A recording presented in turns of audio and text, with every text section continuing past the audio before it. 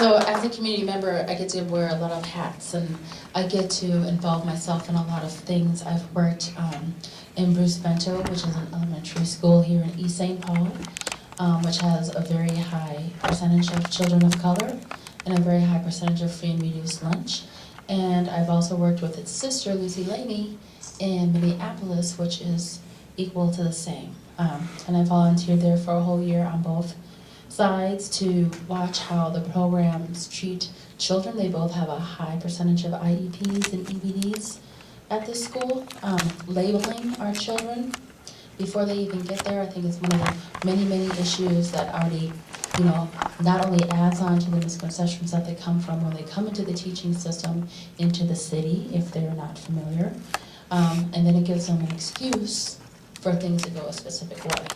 And so that's one of the things that I would also like to take on, is those excuses that are given for our children to be treated in a certain manner that is not of the respect that they deserve. Being a Sunday school, I get to see some real actual pain because I have a very open classroom and we talk about everything. This Sunday we talked about protection, and we had police who protected us from murder on one sheet of paper, but yet we have the police being predicted as the murderer on another one.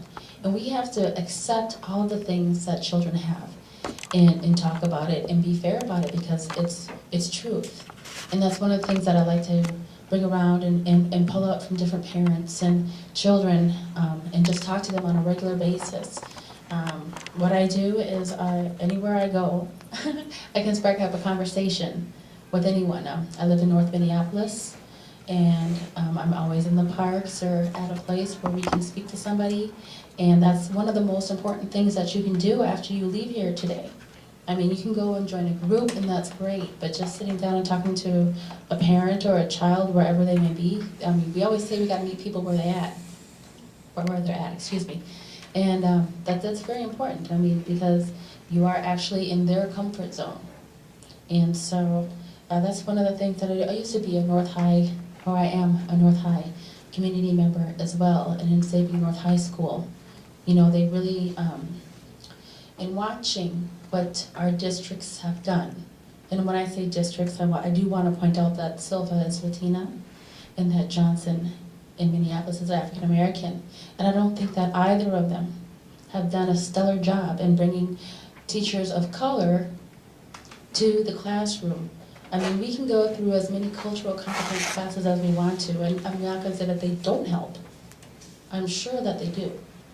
But also, just making sure, because not only is that something that, will help our children, but it helps our overall economy when we have people doing those things. And so that's going to change what our communities look like. And so then when our children are out in the communities and they're looking at something different than what they're looking at right now, it's going to change and shape the way that they go to school and some of the things that they go through in school. And I think it's very important not just to put a Band-Aid on the solutions, not suspensions, but to go a little bit deeper as to where the issues really start. And that can be in the home of the child, but that can also be in the home of the teacher. I've done tests for the state. You have to take a test to become a cosmetician or a pipe fitter or any of those jobs that you go through.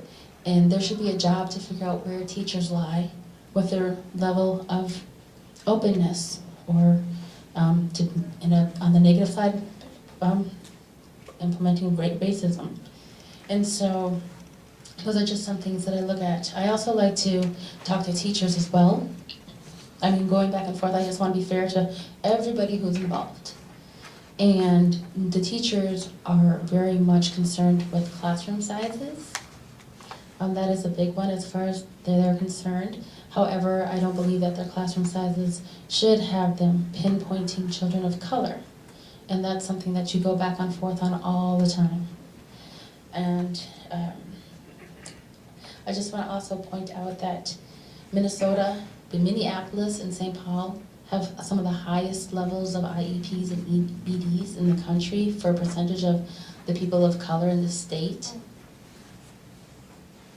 An IEP. Okay, an EBD is a behavior disorder, And an IEP is a plan, it's an education plan that they have to mark where they should be as they go through school, not where they can go, but where they should be. And when you put those, that's already putting a marker on the limit of where your child's supposed to be. And it's very important to realize that children are sponges. They actually have no limits if they're given what they're given. So, that's it.